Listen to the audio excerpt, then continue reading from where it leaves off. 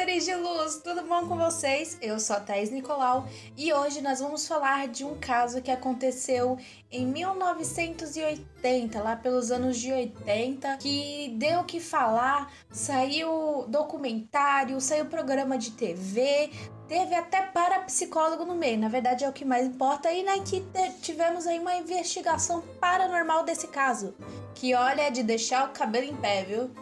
Mas não se esquece de deixar aquele seu like pomposo, aquele seu like bonito, deixar aquela inscrição cheirosa aqui, ativar o sininho para não perder nenhuma notificação desse canal maravilhoso, que tem 2 vídeos por semana. Um na terça e um na quinta-feira. Pra você, né, que tá aí, né, fazendo nada ou tá fazendo alguma coisa, porém quer ver aí a minha carinha na sua tela. Me segue lá no Instagram, @Thaís Nicolau, que quando não sai notificação aí no YouTube, eu te notifico por lá. E também pra você saber um pouco mais do meu dia a dia, né, como é que é, e como eu também sou doida lá no Instagram. E também temos uma página no Facebook, que é o canal Subcultura. Você compartilha vários memes com a galera aí, entendeu? Que é aqueles memes bons, aqueles memes de qualidade mesmo. Então é isso e vamos pro vídeo. Hoje nós vamos falar sobre os fantasmas de São Pedro.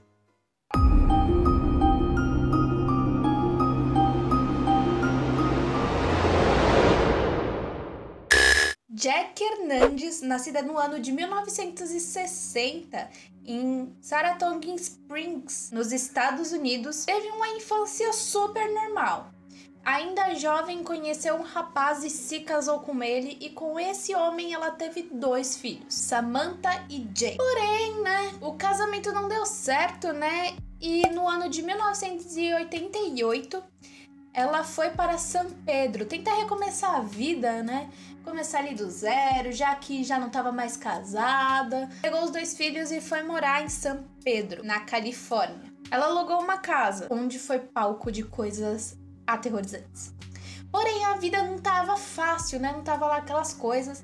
Ela tinha que trabalhar, fazer hora extra quase todos os dias e deixava os 2 filhos com uma vizinha, a Susan Castadena. E a Jack relata que quando ela entrou na casa que ela alugou, né? Que ela iria morar com os filhos dela, ela sentia um cheiro estranho, sabe? Uma sensação esquisita, mas alugou a casa assim mesmo e foi tentar recomeçar a vida. O primeiro fenômeno relatado pela Jack foi que um dia ela estava com um amigo dela sentados no sofá e eles estavam assistindo um programa de TV, quando de repente um porta-treco que tinha canetas e lápis caiu da cômoda no chão assim sozinho. Ninguém empurrou e não tinha como aquele porta-treco ter caído sozinho. Ela achou estranho, se assustou, mas deixou pra lá, sabe? Tipo, aconteceu e deve ter sido vento. Mas ela achou muito estranho. Em fevereiro de 89, a Jack foi, né, ver seus filhos. Já que tava à noite, ela foi ver como é que eles estavam, se estavam dormindo bem, né? Se estavam precisando de alguma coisa. E quando ela chegou no quarto, os 2 filhos dela estavam dormindo super bem.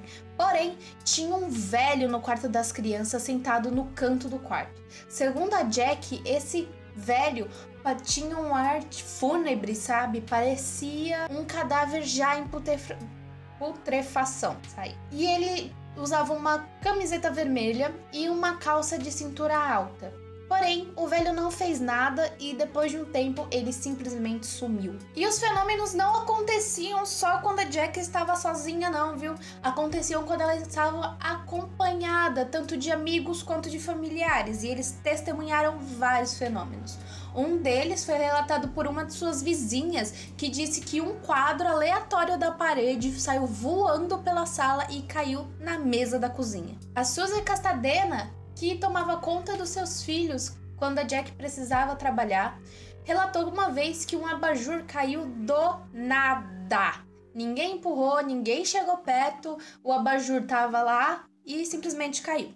Uma noite, a Jack precisou se ausentar para fazer uma hora extra no trabalho dela para ganhar uma graninha a mais, né? Já que as coisas não estavam fáceis. Então, ela chamou uma amiga chamada Darlene para cuidar dos filhos dela, enquanto ela estava fora, já que ela não ia passar tantas horas fora assim. A amiga dela estava sentada na sala e da sala dava para você ver o quarto das crianças. Então, uma hora, Darlene olhou pro quarto das crianças e escutou uma voz falando: "Não Entre aqui. A coitada ficou tão amedrontada que não levantou do sofá até que a Jack chegasse em casa. Um belo dia, a Susan, a vizinha dela, estava assistindo televisão e viu um grupo de caça-fantasmas que faziam investigações ali, né?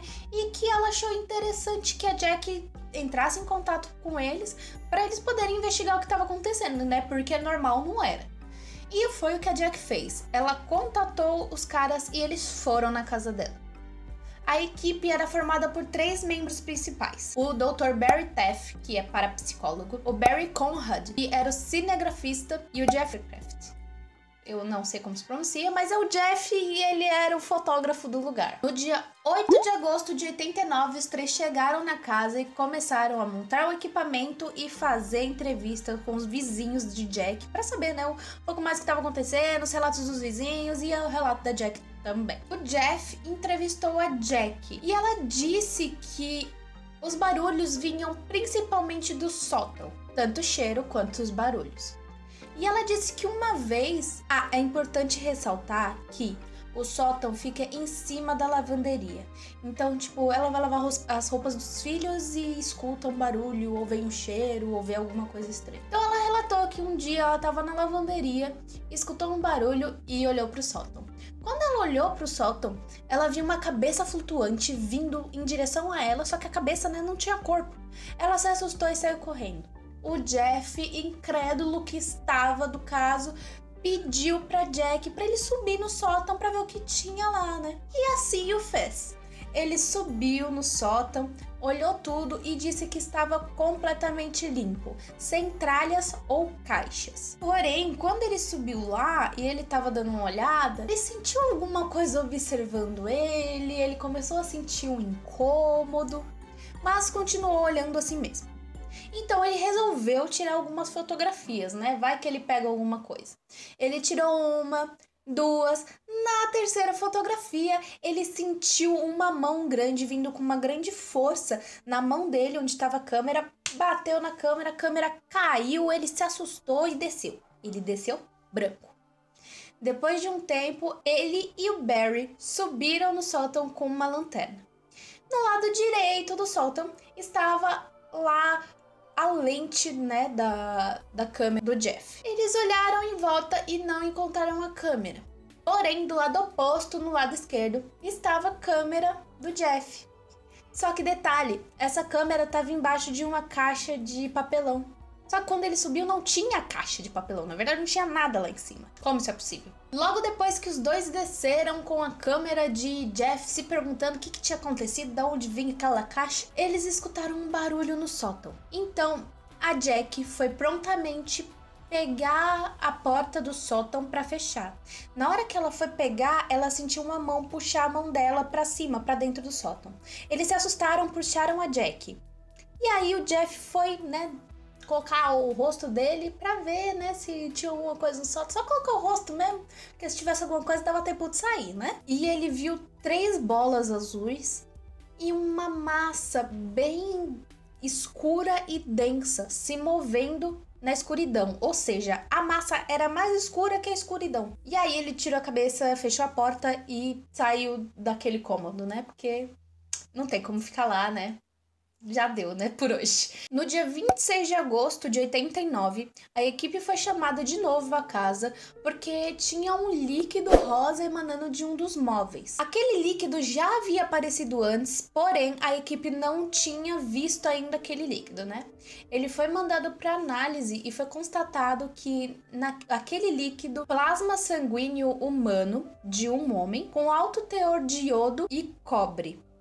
Eles puxaram um móvel e, na verdade, eles puxaram alguns móveis ali daquele cômodo pra ver se tinha, né, algum cano passando por ali que pudesse, sei lá, tá soltando esse líquido, porém não tinha nada, não tinha nenhum vazamento e aquele líquido tava emanando daquele móvel mesmo. No dia 28 de 89, por volta das 10h30 da manhã, a Jack presenciou 2 bolas de luz na sua cozinha, que também foi presenciada pela amiga dela que estava lá no momento. O Barry Conrad teve que passar alguns dias na casa da Jack porque ela estava desesperada, ela não sabia o que fazer porque Coisas estranhas aconteciam o dia inteiro, não tinha hora e não tinha padrão de acontecer. As coisas simplesmente aconteciam. No dia 4 de setembro de 89, um dia depois do Barry Conrad ter ido embora da casa da Jack, ela presenciou alguns objetos sendo jogados pela casa.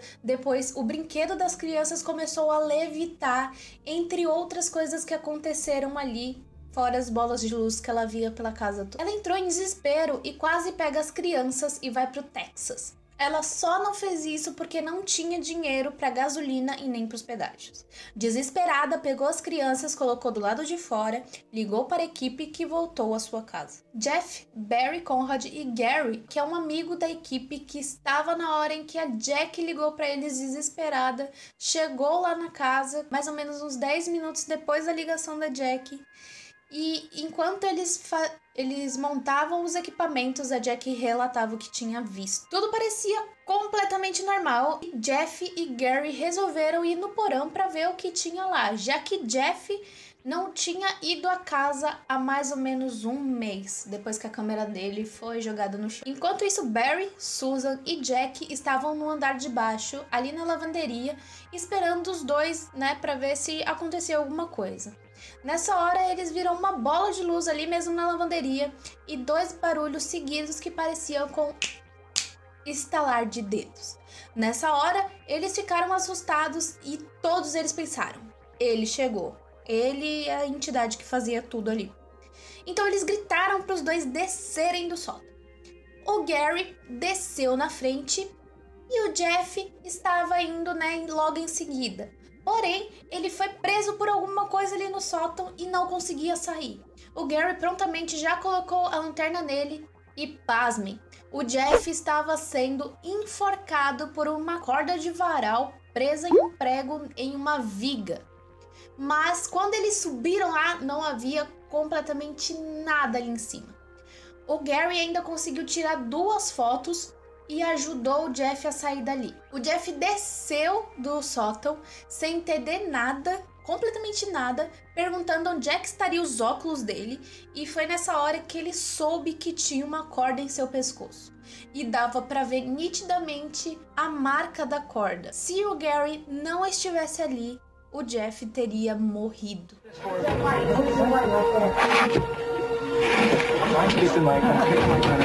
Jeff, here you go, buddy. Here you go. Here you go. What the hell happened? Are you okay, buddy? God. Look at his neck. Jeff, what's behind your neck? I don't know what's on my neck. A piece of rope. Gary, get down out of there. At first I saw the look of terror on his face. I mean, it's just he was just terrified. His glasses were gone, and then we saw something like a cord that was around his neck. It ended up over my head like this, and then it was twisted like this. I don't know how far or to what degree, but I know it was twisted because it was tied around my neck. And then it was hung up over the nail on one of the cross members that go across the attic. Logo depois do incidente, o Barry Conrad estava filmando toda a casa ali e viu pelo visor da câmera uma bola de luz que estava indo em direção a ele. A bola passou por ele e ele desmaiou. Segundo ele, foi uma sensação de eletricidade no corpo todo e ele perdeu a consciência. Nessa mesma hora, a Jack foi ver os filhos dela, que ela ficava vendo de momento em momento para ver se eles estavam bem. Depois que o Barry Conrad desmaiou, ela foi ver seus filhos e ela viu que Samantha, a filha mais nova, estava com uma marca vermelha na testa, que ela não estava momentos antes. Ela ficou muito nervosa porque mãe sabe que não mexe com os filhos. Faz o que quiser com a mãe, mas não mexe nos filhos. Ela ficou muito nervosa e começou a pedir para todo mundo para eles irem embora dali, para tirar os filhos dela e ela dali, e ela ficava insistindo. Então, por volta das 3 da manhã, todos saíram da casa. Em outubro de 89, a Jack e seus filhos se mudaram, que fica a quase 500 quilômetros da casa antiga. Eles se mudaram e se acomodaram em uma casa trailer. Tudo estava bem, tudo estava bom, mas nem tudo fica bom o tempo todo. Então, em abril de 1990, ela começou a escutar umas risadas bem bizarras vindo de uma espécie de casinha que havia no mesmo terreno onde tinha a casa trailer da Jack. Algumas luzes começaram a aparecer pelo lugar. A colcha de cama da filha mais velha da Jack começou a pegar fogo depois que eles viram uma massa escura passando pelo quarto. Ela acabou contando para os vizinhos o que estava acontecendo e alguns dos vizinhos acabaram testemunhando aqueles eventos sobrenaturais que estavam rolando ali. A Jack, então, novamente não pensa em outra solução a não ser ligar para a equipe, que logo chega na casa dela, começa a montar os equipamentos e a pegar testemunhos ali dos vizinhos da Jack. Eles acabam pegando um tabuleiro Ouija emprestado de um dos vizinhos e arrumam tudo para fazer uma sessão. Jack, uma vizinha chamada Tina, Jeff e o Dr. Barry organizam uma mesa com um tabuleiro. Começa a sessão, a mesa começa a tremer e algumas velas que estavam acesas no local começaram a apagar e a acender. As perguntas começaram a ser respondidas de forma muito rápida. As respostas levavam a crer que a entidade era um estivador assassinado em São Pedro. Quando perguntado por que ele teria atacado o Jeff, a entidade respondeu que o Jeff parecia muito com seu assassino. E depois de terminada a sessão, o Jack foi atacado novamente. Segundo relatos, ele foi puxado de sua cadeira, ele teria levitado um pouco no ar e ter sido jogado com muita violência na parede do trailer. Dr. Barry vai em um jornal local e encontra um minifilme de 1930. O conteúdo do arquivo desse minifilme seria uma reportagem de março de 1930 que contava a história de Herman Hendrickson, de 28 anos, que foi encontrado boiando morto no porto de São Pedro. A morte foi oficialmente considerada um acidente pelo Departamento de Polícia de Los Angeles. Em junho de 1990, a Jack se muda para São Pedro novamente, mas dessa vez ela se muda para um apartamento. Logo depois de se mudar, a Jack chama um padre para poder benzer o lugar, para ela ficar mais calma ali, né, se sentir mais segura, e que a bênção do padre não deixasse aquele espírito ou aquela entidade mexer com a família dela novamente, o que não adiantou de nada. O lustre se mexia sozinho e começaram a aparecer bolas de luz. As bolas tinham uma luz tão forte que chegou a iluminar o carpete dela. E é dela essa foto aqui. A entidade seguia Jack para onde ela ia, mas começou a seguir um membro da equipe, Barry Conrad, e coisas estranhas começaram a acontecer na casa dele. Chamas do fogão acendiam sozinha, 2 tesouras foram encontradas debaixo do travesseiro do casal em 5 de junho de 1990, fotografias eram rearranjadas na parede, uma tesoura caiu no fogão. Enquanto ele filmava, uma tesoura apareceu no chão. Em agosto de 90, enquanto ele filmava, ele foi atacado pelas costas, sendo empurrado para frente pela entidade. Ele deixou a câmera cair e ainda ficou com uma marca vermelha em suas costas. Uma faca foi encontrada cravada no chão. Porém, a equipe não conseguia gravar aquilo dali que estava acontecendo na casa do Barry Conrad, porque quando uma coisa acontecia em um cômodo, simultaneamente acontecia em outro. Então, eles nunca conseguiam pegar uma coisa só. Então, o Barry resolveu colocar um envelope com um lápis em cima da boca do fogão, já que tudo aparecia na boca do fogão. E a entidade parecia ser uma entidade muito inteligente, né? Já que fazia várias coisas acontecerem. Mas que escrever que nada. Quando o Barry saiu da cozinha, ele escutou um estalo e quando voltou, o envelope estava simplesmente pegando fogo. Eles apagaram o fogo, esperaram um pouco para ver se acontecia mais alguma coisa e simplesmente não aconteceu nada. Mas às 4:30 da manhã, eles saíram da cozinha, escutaram outro estalo e quando voltaram, encontraram uma caixa de munição de carabina com 22 balas em cima do fogão. A Jack sofreu com isso por mais 3 anos, até que as atividades cessaram. O Jeff nunca mais foi o mesmo. Ele desenvolveu uma paranoia depois de todos os incidentes que aconteceram em São Pedro. E também ele foi muito atacado por não crentes e céticos, que acusavam a equipe de ter plantado tudo isso. Toda essa história só para vender. Moradores vêm e vão da casa de São Pedro. Porém, nenhum deles para por muito tempo ali, por muitos meses, no máximo 3 ou 4 meses ali na casa. Eles relatam barulhos, cheiros, vultos e bolas de luz. Dr. Barry Taff acredita que a entidade é sim a entidade de Herman Hendrickson, o homem que foi encontrado boiando no porto de São Pedro. E também acredita que o fantasma do velho que Jack havia relatado ter visto no quarto de seus filhos era John Dima, que foi o construtor daquela casa, que faleceu já idoso de causas naturais. No primeiro vídeo do canal, que eu falo sobre os 5 tipos de fantasmas, eu falo sobre as entidades e poltergeists, que se enquadram bem no caso da história da Jack e dos fantasmas de São Pedro.